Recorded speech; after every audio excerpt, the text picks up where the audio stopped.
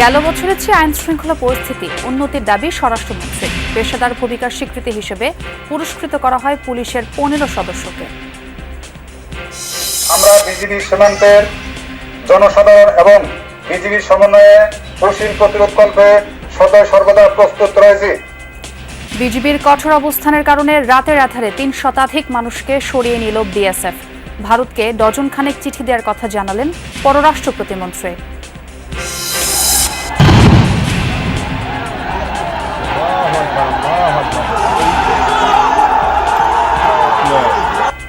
হবিগঞ্জের বানিয়াচংয়ে ইউপি চেয়ারম্যানের পদ নিয়ে আওয়ামী লীগ ও বিএনপি সমর্থকদের মধ্যে সংঘর্ষ। 4 পুলিশ সহ আহত দুপক্ষের অর্ধ শতাধিক।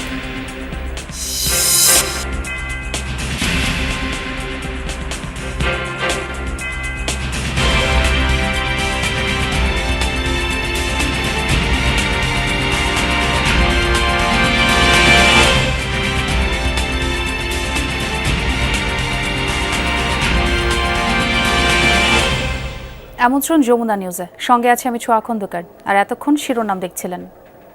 2025 সালের চেয়ে আইন শৃঙ্খলা পরিস্থিতি বর্তমানে অনেক উন্নত হয়েছে বলে দাবি করেছেন স্বরাষ্ট্রমন্ত্রী সালাউদ্দিন আহমদ। সচিবালয়ে এক পুরস্কার বিতরণী অনুষ্ঠানে অংশ নিয়ে কথা বলেন তিনি। স্বরাষ্ট্রমন্ত্রী বলেন, আইন শৃঙ্খলা পরিস্থিতি উদ্বেগজনক কিনা তা জনগণই নির্ধারণ করবে। এ সময় আইন শৃঙ্খলা পরিস্থিতি বিষয়ে টিআইবির রিপোর্ট নিয়ে কোনো মন্তব্য করেননি সালাউদ্দিন আহমদ।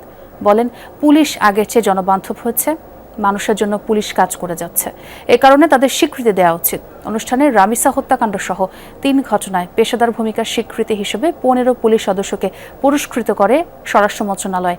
সনদ সহ প্রত্যেককে দেওয়া হয় 20,000 টাকার সম্মানী। আসামিদের দ্রুত গ্রেফতার ও তদন্তে প্রশংসনীয় ভূমিকা রাখায় 3 জনকে আইজি ব্যাচও পরিয়ে দেন স্বরাষ্ট্রমন্ত্রী।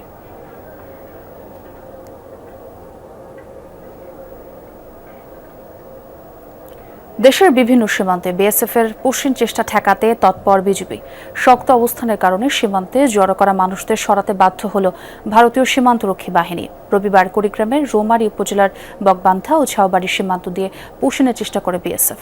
স্থানীয় ইউপি সদস্য নজরুল ইসলাম জানান, সীমান্তের সুদুটিলা ক্যাম্পের বিএসএফ সদস্যরা 2টি ট্রাকে করে প্রায় 300 মানুষকে কাঁটাতারের কাছে জড়ো করে। এরপর তাদের এপারে ঠেলে পাঠানোর চেষ্টাও করে ভারতীয় সীমান্তরক্ষী বাহিনী।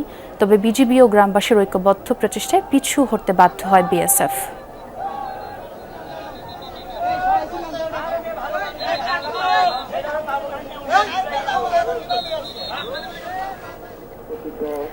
এদিকে পঞ্চগড়ের বড়বাড়ির সীমান্তে বিএসএফ এর পুশিং চেষ্টায় শূন্য রেখায় আটকা পড়ে 10 নারী, পুরুষ ও শিশু। কিন্তু বিজিবির শক্ত অবস্থানের কারণে 4 দিনের মাথায় তাদের ফেরত নিতে বাধ্য হয় বিএসএফ। গত রাতে কয়েক দফায় সীমান্তের ফ্লাড লাইট বন্ধ করে তাদের সরানো হয়। বিষয়টি নিশ্চিত করেছেন নীলফামারীর 56 বিজিবি ব্যাটালিয়নের অধিনায়ক লেফটেন্যান্ট কর্নেল সিরাজুল ইসলাম।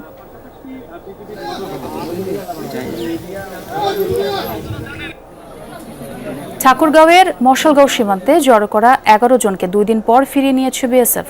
গত রাত 3টার দিকে তাদের সীমান্ত থেকে সরিয়ে নেওয়া হয়। এর আগে শুক্রবার সীমান্ত দিয়ে বাংলাদেশে 11 জনকে ঠেলে দেওয়ার চেষ্টা করে বিএসএফ। তবে বিজিবি দৃঢ়তায় ব্যর্থ হয় তারা।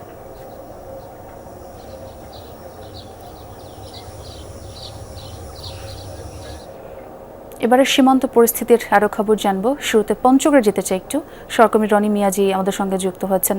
রনি, সীমান্তে এখন কি পরিস্থিতি দেখছেন এবং সেই সাথে বিজিবি কতটা তৎপর অবস্থানে রয়েছে জানাবেন।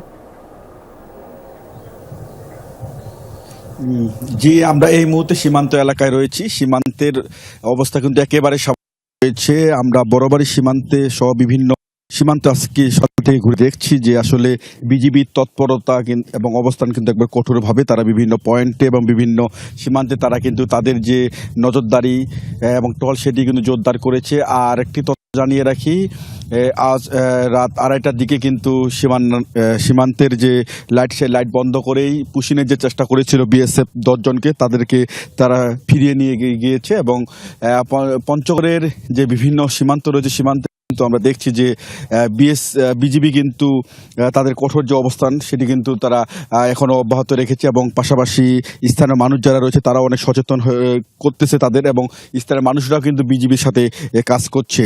এবং পঞ্চগড়ের যে প্রায় 277 কিলোমিটার সীমান্ত এলাকা রয়েছে তার মধ্যে পঞ্চগড়, নীলফামারী এবং ঠাকুরগাঁও 3টি ব্যাটালিয়নের বিজিবি সদস্যরা দায়িত্ব পালন করছে। পঞ্চগড় 18 বিজিবি ব্যাটালিয়নের 135 কিলোমিটার এবং নীলফামারীর মোটামুটি 128 কিলোমিটার সীমান্ত এলাকা রয়েছে। এই সীমান্ত এলাকাগুলোতে কিন্তু বিজিবির তাদের লোকজন এবং তাদের যে সদস্য সেটি কিন্তু তারা বাড়িয়েছে। এবং আমরা যে সীমান্ত এলাকায় রয়েছে এখানে কিন্তু আমরা দেখেছি যে আজকে সকাল থেকে পরিবেশ অনেকটা স্বাভাবিক রয়েছে। এখানে কিন্তু আশপাশে অনেক স্থানীয় মানুষও ছিল, তারা কিন্তু ইতিমধ্যে তাদের বাড়িতে চলে গেছে এবং বিজিবি সদস্যরা রয়েছে তাদের টহল তারা জোরদার দিচ্ছেন এবং তারা তাদের যে অবস্থান সেটি তারা এখনো অব্যাহত রেখেছে। এবং বিজিবির পক্ষ থেকে আমাদেরকে জানানো হয়েছে তারা কোনোভাবেই পুশিন বা অনুপ্রবেশ তারা মেনে নেবে না এবং তারা কড়া জবাব দিচ্ছে এবং তারা বলছেন যে পুশিন ঠেকাতে তারা তৎপর রয়েছে। সোয়া রনি, আপনাকে অনেক ধন্যবাদ। এবার আমরা একটু লালমনিরহাটের খবর জানবো। আমার সহকর্মী আনিসুর রহমান আমাদের সঙ্গে যুক্তই আছেন।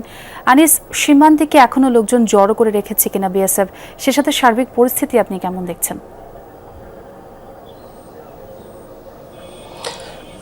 সোয়া, আপনাকে একটু জানিয়ে রেখে যে আসলে সীমান্তে এখনও লোকজন নেই। গতকাল রাতে একটু সেরকম পরিস্থিতি ছিল, বিএসএফ বেশ কিছু লোকজনকে সীমান্তে নিয়ে এসেছিল, পরে বিজিবি টের পেয়ে স্থানীয় লোকজনের মাধ্যমে তারা প্রতিহত করে, যার কারণে তারপর থেকে আর সীমান্তের লোকজন, এখন সীমান্ত স্বাভাবিক বলতেই পারেন। তবে বিজিবির টহল রয়েছে, স্থানীয় লোকজনও টহল দিচ্ছে। আপনাকে আর একটু জানিয়ে রাখি যে লালমনিরহাটের 282 কিলোমিটার সীমান্ত, তার মধ্যে 74 কিলোমিটারে কিন্তু কোনো তার কাটার বেড়া নেই, যার কারণে তার কাটার বেড়া না থাকে বিভিন্ন জায়গায় দিয়ে কিন্তু বিএসএফ তাদের ভারতীয় লোকজন কিন্তু পুশিং করার চেষ্টা করে। আর এদিকে আমাদের বিজিবি কঠোর অবস্থানে রয়েছে, তারাও সজাগ রয়েছে, তারা টহল দিচ্ছে এবং স্থানীয় যে গ্রামবাসী আছে সীমান্তে তারাও কিন্তু বিজিবির সঙ্গে সহায়তা করছে বিজিবিকে, তারাও কিন্তু টহল দিচ্ছেন, যার কারণে কিন্তু এখন পর্যন্ত যে কয়েকটি পুশিনের ঘটনা ঘটেছে বিএসএফ কিন্তু পারেনি বাংলাদেশে প্রবেশ করতে, তারা ব্যাক করে নিয়ে গেছে। তবে সীমান্ত পরিস্থিতি, আমি বাংলাদেশি লোকজনের সঙ্গে সীমান্তের লোকজনের সঙ্গে কথা বলেছি, তারা যেটি জানিয়েছেন যে আসলে সীমান্তে প্রতিদিন যেভাবে ভারতীয় বিএসএফ পুশিংয়ের চেষ্টা করছে, আসলে এগুলো থেকে তাদেরকে বিরত রাখার আহ্বান জানিয়েছে এবং দুই সরকারের পক্ষে কথা বলে যেন সমাধান, এরকম কথা সীমান্তবাসী বলছেন। তারা অনেকে সীমান্তের লোকজন বলেন যে আমরা রাতে ঘুমাতে পারি না, কখন কে কোন দিক দিয়ে পুশিন ভারতীয় লোকজন চলে আসবে, যার কারণে তারা ভয়ের মধ্যে থাকেন বলে আমাদেরকে জানিয়েছেন। তবে বিজিবি যেটি জানিয়েছেন যে তারা টহল দিচ্ছেন এবং কঠোর অবস্থানে রয়েছেন, কোনোভাবেই তারা পুশিন চেষ্টা সেটা প্রতিহত করতেছেন এবং কোনোভাবেই তারা তার ভারতীয় নাগরিক যাতে বাংলাদেশে প্রবেশ না করে সেই বিষয়ে তারা সতর্ক রয়েছেন। সোয়া, অনেক ধন্যবাদ আনিস আপনাকে। হবিগঞ্জের বানিয়াচংয়ে ইউনিয়ন পরিষদের চেয়ারম্যানের দায়িত্ব পালনকে কেন্দ্র করে আওয়ামী লীগ ও বিএনপি সমর্থকদের মধ্যে সংঘর্ষের ঘটনা ঘটেছে। এতে 4 পুলিশ সদস্য সহ উভয় পক্ষের অর্ধশতাধিক আহত হয়েছে। সকালে উপজেলার বড়ইউড়ি ইউনিয়ন পরিষদের সামনে এই ঘটনা ঘটে। পুলিশ জানায় অপারেশন ডেভিল হান্ট চলাকালে বড়ইউড়ি ইউপি চেয়ারম্যান এবং ইউনিয়ন আওয়ামী লীগ সভাপতি ফরিদ আহমেদ গ্রেফতার হন। এরপর ইউনিয়ন পরিষদের প্যানেল চেয়ারম্যান যুবদল নেতা কফিল উদ্দিন ভারপ্রাপ্ত চেয়ারম্যান হিসেবে দায়িত্ব নেন। ত্রয়োদশ জাতীয় নির্বাচনের পর ফরিদ জামিনে মুক্তি পেয়ে পুনরায় চেয়ারম্যান হিসেবে দায়িত্ব গ্রহণের চেষ্টা করেন, তবে এতে আপত্তি জানান কফিল। এ নিয়ে দুই পক্ষের মধ্যে দীর্ঘদিন ধরেই বিরোধ চলছিল। সকালে সরকারের মানবিক সহায়তা কর্মসূচির অনুষ্ঠানে ফরিদ আহমেদ উপস্থিত হলে কফিল উদ্দিনের সাথে বাগবিতণ্ডা হয়। এক পর্যায়ে সংঘর্ষে জড়ায় ফরিদ আহমেদের সমর্থক নোয়াগাঁও কদুপুর গ্রামের বাসিন্দাদের সাথে কফিল উদ্দিনের সমর্থক হলদারপুর গ্রামের বাসিন্দারা। পুলিশ ঘটনাস্থলে গিয়ে টিয়ারশেল ও সাউন্ড গ্রেনেড দিয়ে পরিস্থিতি নিয়ন্ত্রণের চেষ্টা করে। 2 ঘণ্টাব্যাপী সংঘর্ষে 4 পুলিশ সদস্য সহ উভয় পক্ষের অর্ধশতাধিক আহত হন। জনগণ খবর ভাইয়া আইয়া আমারে বাঁচাইছে, নাইলে আমি আজকে বাঁচতে পারলাম না। দূরে দখল করতেছে বেটা, দেশে আর্মিনির পদ আবার ফাইতো বেটায়, ওই কারণে মনে হয় আজকে মারামারি হয়েছে। প্রয়োজনীয় আইনগত ব্যবস্থা যেটা নেওয়া দরকার সেটা নিব, আসামি ধরার জন্য যা করার দরকার আমরা তাই করব। আমি আশা করব ভবিষ্যতে এটা নিয়ে যেন আর কোনো মারামারি এবং বিভেদ সৃষ্টি না হয়। প্রবাসীদের সাথে প্রতারণা ঠেকাতে বিদেশে থাকা দূতাবাসের আরও তদারকি দরকার বলে জানিয়েছেন প্রবাসী কল্যাণ ও বৈদেশিক কর্মসংস্থান প্রতিমন্ত্রী নুরুল হক। তাহলে প্রতারণা কমবে বলে জানান তিনি। সংসদের সম্পূরক প্রশ্নের উত্তরে একথা জানান তিনি। বলেন, দূতাবাস থেকে ডিমান্ড আসলে দেশ থেকে আর কিছু করার থাকে না।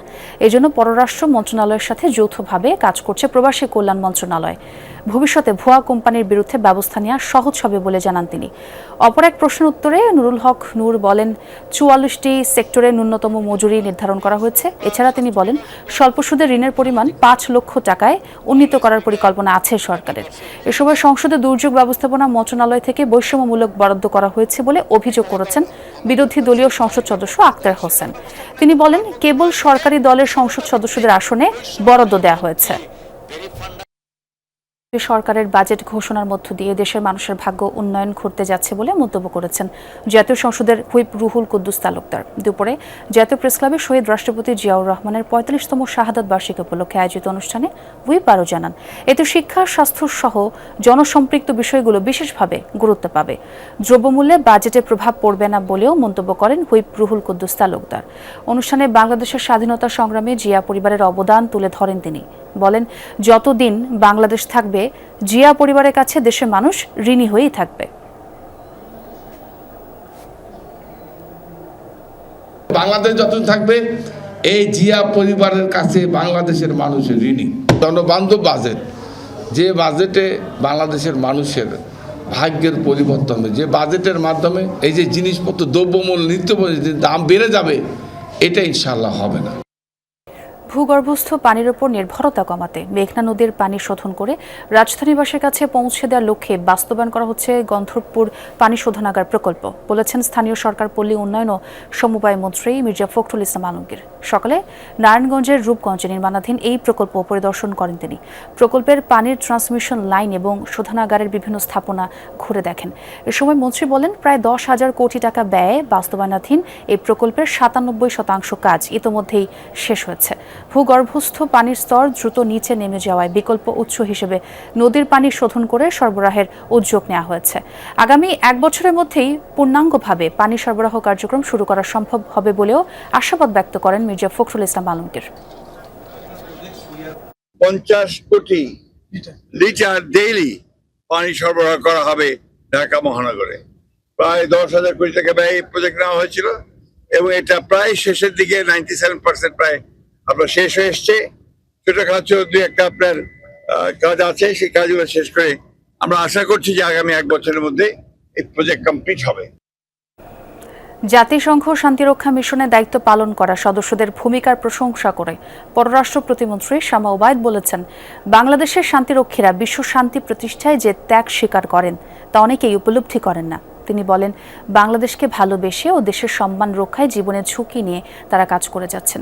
দুপুরে সিরডাপ মিলনায়তনে defence journalist association of Bangladesh DJAB আয়োজিত বিশ্ব শান্তি রক্ষায় বাংলাদেশি শান্তিরক্ষীদের অবদান শীর্ষক আলোচনা সভায় প্রধান অতিথির বক্তব্যে তিনি এসব কথা বলেন। ভবিষ্যতেও শান্তিরক্ষীদের সঙ্গে কাজ করার আশ্বাস দিয়ে তিনি বলেন, তাদের যে কোনো প্রয়োজনে মন্ত্রণালয়ের কাছে আসলে সেটি গুরুত্ব দেওয়া হবে এবং সব ধরনের সহযোগিতা করা হবে। লাগেজে অতিরিক্ত ওজনের আড়ালে কোটি কোটি টাকার রাজস্ব লুটে নেওয়া বিমান বাংলাদেশ এয়ারলাইন্সের কর্মকর্তারা আছেন বহাল তবিয়তে। কুয়েত স্টেশনে এক কর্মকর্তার বিরুদ্ধে অভিযোগ, বাড়তি টাকা নিয়ে অতিরিক্ত মালামাল বহনের সুযোগ দেন। এমনকি লোডশিটে ওজন কম দেখানোয় যাত্রীবাহী ফ্লাইটে নিরাপত্তাও পড়ে হুমকিতে। সম্প্রতি কুয়েত থেকে ঢাকা আসা ফ্লাইটে নিরাপত্তা শাখার ঝটিকা তদন্তে এমন চিত্র ধরা পড়লেও অভিযুক্ত কর্মকর্তা এখনও কুয়েত স্টেশনে বহাল। শুধু তাই নয়, ঢাকা থেকে একই পদে বদলি হয়েছেন তার স্ত্রীও। আরও জানাচ্ছেন Abdullah Tuhin. Bangladesh 343 parking stand 5 with information Kilo requesting clearance destination Kuwait. 23 January 2026 Kuwait থেকে বিমানের BG344 ফ্লাইট 193 যাত্রী নিয়ে শাহজালাল বিমানবন্দরে অবতরণ করে। সেই দিন নিরাপত্তা বিভাগ ঝটিকা অভিযানে 14 যাত্রীর লাগেজ পরীক্ষা করে, যার মধ্যে 12 জনই নির্ধারিত ওজনের বেশি মালামাল বহন করছিল। এজন্য তাদের কাছ থেকে বাড়তি ফি নিলেও তা জমা পড়েনি বিমানে। কুয়েত স্টেশন ম্যানেজার হিসেবে দায়িত্ব পালন করছেন মোহাম্মদ শাহজাহান।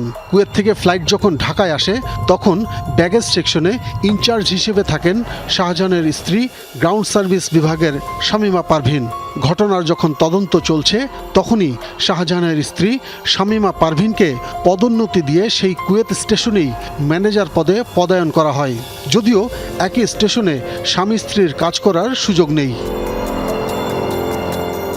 অভিযোগ তদন্তের সময় একই স্টেশনে স্ত্রীর পদায়নকে রহস্যজনক বলছেন বিশেষজ্ঞরা। দুর্নীতি বা স্বজনপ্রীতি সবসময় এটা ব্যাপারে প্রশ্ন উত্থাপন হয়ে আসছে এবং এ ব্যাপারে কোনো দৃশ্যমান কোনো শাস্তিমূলক ব্যবস্থা হয় না দেখেই কিন্তু এটা নানা রকম অন্যায় করে মানুষ পার পেয়ে যায়। গত 23 ফেব্রুয়ারি গঠন করা কমিটির তদন্ত এখনও চলছে জানালেন বিমানের মুখপাত্র বশরা ইসলাম। তবে একই স্টেশনে অভিযুক্তের স্ত্রীর পদায়নকে স্বাভাবিক বলে মনে করছেন তিনি। ইন্টারভিউয়ের মাধ্যমে ঠিক হয় যে কাকে কোন স্টেশনে দিবে। ওনার ওয়াইফও এই ইন্টারভিউ, ওনাকে চলে আসতে হবে ওখান থেকে, তারপরে উনি ওনার জায়গায় হচ্ছে গিয়ে করছে। ওনার ওয়াইফ আমাদের এমপ্লয়ি, তাকে তো আমরা দেখবো এমপ্লয়ি হিসেবে। কোনো এখানে কোনো নিয়মের ব্যত্যয় হয়নি, এটা ইন্টারভিউ হয়েছে, ইন্টারভিউয়ের মাধ্যমে তার ট্রান্সফার অর্ডার হয়ে আছে এবং সেই ট্রান্সফার অর্ডারটা এখন পর্যন্ত এক্সিকিউট করতে পারে নাই। সরিষায় ভূত থাকলে তো আপনার কোন সরিষা দিয়ে ভূত সরাবেন, সেই জন্য এই ব্যাপারেও আমরা একটা অনুসন্ধান চালাবো। যদি এর মধ্যে কোনো অনিয়ম হয়ে থাকে তাহলে কার জন্য হলো সেটাও আমরা দেখব এবং দেখে এর পদক্ষেপগুলি গ্রহণ করব। অভিযোগ আছে 3 বছর মেয়াদ পার হলেও অভিযুক্ত কুয়েত স্টেশন ম্যানেজার শাহজাহান নিজেকে প্রধানমন্ত্রী কার্যালয়ের ঘনিষ্ঠ পরিচয় দিয়ে এখনও বহাল আছেন কুয়েতেই। আব্দুল্লাহ তুহিন, যমুনা নিউজ, ঢাকা। হামু উপসর্গে থামছে না মৃত্যু। গত 24 ঘন্টায় হামু উপসর্গে প্রাণ গেছে আরও 8 জনের। নতুন রোগী শনাক্ত হচ্ছে 1185 জন। হামের প্রাদুর্ভাব শুরুর পর এ নিয়ে মোট প্রাণ গেছে 628 জনের। এর মধ্যে সিলেটে মৃত্যু হয়েছে 66 জনের। জেলার বিভিন্ন হাসপাতালে নতুন রোগী ভর্তি হয়েছেন 55 জন। মোট চিকিৎসাধীন 270 জন। ময়মনসিংহ মেডিকেলে 24 ঘন্টায় নতুন রোগী ভর্তি হয়েছেন 29 জন। চিকিৎসা শেষে বাড়ি ফিরেছেন 17 জন। মোট চিকিৎসাধীন 112 জন। হাম আক্রান্ত রোগীদের ভিড় রয়েছে বরিশাল, চট্টগ্রাম, রংপুর ও খুলনার বিভিন্ন হাসপাতালে। কোথাও কোথাও আইসোলেশন ওয়ার্ডে শয্যা সংকটে ভোগান্তি পোহাতে হচ্ছে রোগী ও স্বজনদের। হামের উপসর্গ দেখা দিলে আতঙ্কিত না হয়ে রোগীকে হাসপাতালে নিয়ে যাওয়ার পরামর্শ চিকিৎসকদের।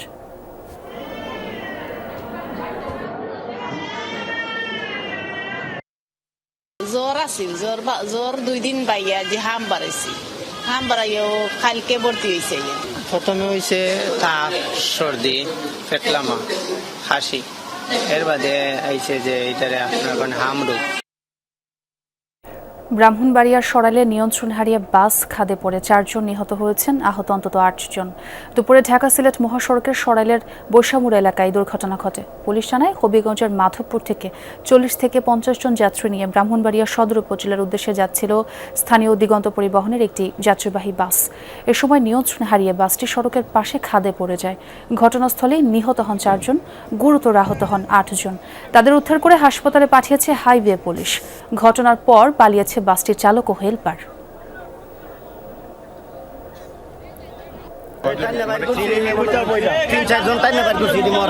আশঙ্কাজনক আছে আরো 2-4-5 জন লোক, মানে তারা বাসে কি সন্দেহ আছে, তারা জীবন সংকটপূর্ণ। আর এই যে গাড়িগুলি ভাই, গাড়িগুলির মডেল নাই, এই গাড়িগুলি 70 বছর আগে পুরানো গাড়ি। গাড়িটা হচ্ছে হবিগঞ্জ থেকে ব্রাহ্মণবাড়িয়া সদর দিকে যাচ্ছে এবং নিয়ন্ত্রণ হারিয়ে পড়ে গেছে। আমরা দেখতে পাচ্ছি আহত পেয়েছি 8 জনকে, হাসপাতাল পাঠিয়েছি। সীমান্ত পোষণ চেষ্টার বিরুদ্ধে কঠোর বার্তা দিলেন পররাষ্ট্র প্রতিমন্ত্রী শামা ওবায়েদ। দুপুরে রাজধানীতে এক অনুষ্ঠানে তিনি নাগরিকত্ব যাচাই বাছাই আইনি প্রক্রিয়া মেনে চলতে ভারতের প্রতি আহ্বান জানান। তিনি বলেন, কোনোভাবেই পোষণ মেনে নেওয়া হবে না। পররাষ্ট্র প্রতিমন্ত্রী বলেন, এ পর্যন্ত ভারতকে 10 থেকে 12টি চিঠি দিয়েছে ঢাকা। বাংলাদেশে যদি ভারতীয় কোনো ইলিগাল সিটিজেন থাকে বা ভারতে যদি বাংলাদেশের কোনো ইলিগাল সিটিজেন থাকে, তাদেরকে ফেরত আনার বা আমাদের ভারতীয়দেরকে ফেরত দেওয়ার একটি মেকানিজম বিদ্যমান আছে।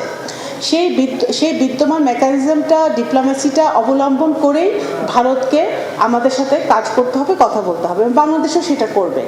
আমরা যত রকম ডিপ্লোম্যাটিক নর্ম আছে সেটা আমরা ফলো করছি। আমরা রেগুলারলি তাদেরকে, যখনই পুশিনের ঘটনা আমাদের কানে আসছে বা আমরা দেখছি, আমার রিপোর্টিং হচ্ছে, আমরা কিন্তু তাদেরকে চিঠি দিচ্ছি। আজও 5 দফা দাবিতে বিভিন্ন মেডিকেল কলেজ হাসপাতালে কর্মবিরতি পালন করছেন ইন্টার্ন চিকিৎসকরা। তবে রোগীদের কথা বিবেচনায় রেখে বহির্বিভাগ ও জরুরি বিভাগ কর্মবিরতির আওতা মুক্ত রাখা হয়েছে। ইন্টার্ন চিকিৎসকরা জানান 6টি দাবির মধ্যে প্রথমটি নিয়ে আলোচনা হলেও বাকিগুলো নিয়ে এখনো কোনো পদক্ষেপ নেওয়া হয়নি, ফলে বাধ্য হয়ে তারা কর্মবিরতি পালন করছেন। দাবি আদায় না হওয়া পর্যন্ত টানা কর্মবিরতি চলবে। তাদের দাবির সাথে একাত্মতা প্রকাশ করে ক্লাস বর্জন করছেন মেডিকেল কলেজ শিক্ষার্থীরাও। এর আগে 3 দিন ধরে বিক্ষোভ কর্মসূচি থেকে আলটিমেটাম দিলেও দাবি না মানায় রোববার সকাল 11:30টা থেকে অনির্দিষ্টকালের জন্য কর্মবিরতি শুরু করেন ইন্টার্ন চিকিৎসকরা।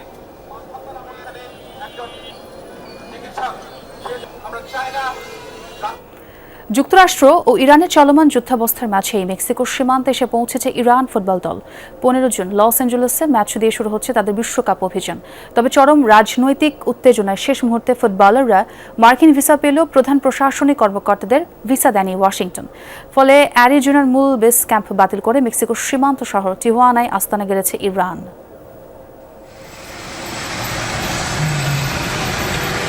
আকাশ জুড়ে বারুদের গন্ধ, সীমান্তে যুদ্ধের দামামা, কামানের গর্জন আর ভূ রাজনীতির নির্মম পাশা খেলায় যখন মুখোমুখি দুই দেশ, ঠিক তখনই মেক্সিকোর সীমান্ত শহর টিজুয়ানার রানওয়েতে অলক্ষ্যে রচিত হলো অনন্য এক মহাকাব্য। ঘড়ির কাঁটায় তখন স্থানীয় সময় ভোর 5টা। ডানা ভাঙা পাখির মতো লস অ্যাঞ্জেলসের কোল ঘেঁষা সীমান্তে এসে নামল পারস্যের এক ঝাঁক রাজপুত্র, ইরান ফুটবল দল। যাদের বুটের তলায় বলের স্পন্দন, তাদের পিঠে এখন এক রক্তাক্ত স্বদেশের দায়। 1 বছর ধরে পিঠে 2টি যুদ্ধের ক্ষত বয়ে বেড়ানো ইরানের এই যোদ্ধারা কেবল ফুটবলার নন, তারা এক বিধ্বস্ত জনপদের দীর্ঘশ্বাস। উইঙ্গার হাসাফির কণ্ঠেও তাই স্বদেশের সেই কান্নার প্রতিধ্বনি। খেলা আর যুদ্ধ যেখানে মিলে মিশে একাকার। স্বাভাবিকভাবেই দেশের এমন পরিস্থিতির প্রভাব আমাদের ফিটনেস, প্রস্তুতি এবং ট্রেনিং প্রোগ্রামের ওপর পড়েছে। তবে শারীরিকভাবে আমরা দারুণ প্রস্তুতি নিয়েছি এবং দল এখন পুরোপুরি প্রস্তুত। আমরা একটি ভালো গ্রুপে আছি এবং আমরা বিশ্বাস করি এই গ্রুপ পর্ব পার করার সামর্থ্য আমাদের আছে। আমেরিকার সাথে যুদ্ধ চলছে বলেই কাটেনি ভিসা জটিলতার কুয়াশা। অ্যারিজোনার সবুজ মাঠের বদলে শেষ মুহূর্তে তাই আশ্রয় নিতে হয়েছে মেক্সিকোর এই হোটেলে। ফুটবলাররা সীমান্ত পার হওয়ার ছাড়পত্র পেলেও খোদ রণকৌশল সাজানোর মূল কারিগর বা কর্মকর্তাদের আটকে দিয়েছে মার্কিন প্রশাসন। ফুটবলের চিরন্তন মানবিকতা কি তবে হেরে যাচ্ছে রাজনীতি টেবিল থাপড়ানোর ক্ষমতার কাছে? টানা 21 ঘন্টার ক্লান্তি আর 12 ঘন্টার সময়ের ব্যবধানকে সঙ্গী করে অনুশীলনে নামতে হচ্ছে ইরানকে। ক্ষোভে ফেটে পড়া কোচ ঘালিনোয়ের উচ্চারণ যেন 1 শতাব্দী প্রাচীন অন্যায়ের বিরুদ্ধে প্রতিবাদ। মনে করিয়ে দিলেন বিশ্বকাপের মতো মঞ্চেও ইরানকে লড়তে হচ্ছে বিমাতা সুলভ আচরণের বিরুদ্ধে। তবে পারস্যের এই জাতি যুগ ধরেই এমন অবিচারের পিঠে চড়ে জয়ী হতে শিখেছে। টানা 21 ঘন্টার ভ্রমণ ক্লান্তি শেষে আমাদের সাথে এমন বৈষম্যমূলক আচরণ কাম্য নয়। এই বড় টুর্নামেন্টে টেকনিক্যাল বিষয়ের চেয়ে মানবিক বিবেচনাকে প্রাধান্য দেওয়া উচিত ছিল। 15 জুন প্রতিপক্ষ নিউজিল্যান্ড, কিন্তু ইরানের আসল লড়াই তো এই বৈষম্য আর যুদ্ধের বিরুদ্ধে। বন্দুকের নল যেখানে স্তব্ধ করতে চায় মানুষের কণ্ঠ, সেখানে মাঠের 11টি প্রাণ কি পারবে ফুটবল পায়ে ভালোবাসার এক নতুন পৃথিবী আঁকতে? উত্তর দেবে বিশ্বকাপের সবুজ ঘাস। মেহেদি নাইম, যমুনা স্পোর্টস।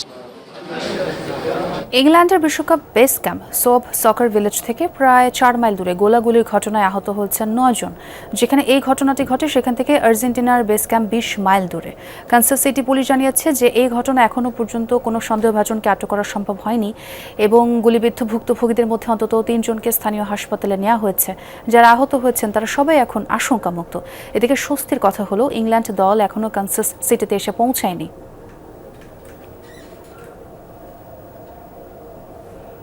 দর্শক, এই ছিল যমুনা নিউজে।